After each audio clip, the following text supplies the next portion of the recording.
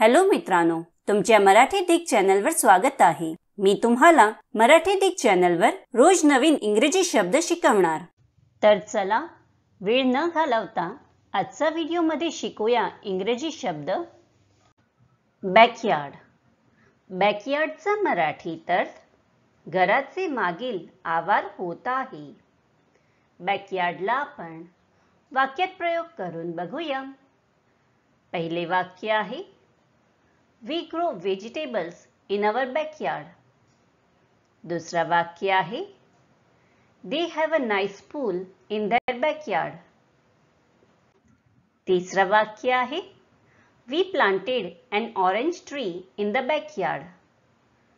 चौथा वाक्य आहे, They should not build a nuclear power station in our backyard. Friends, व्हिडिओला लाईक, शेअर आणि कमेंट करायला विसरू नका आणि चॅनलला सबस्क्राइब करा। Thank you.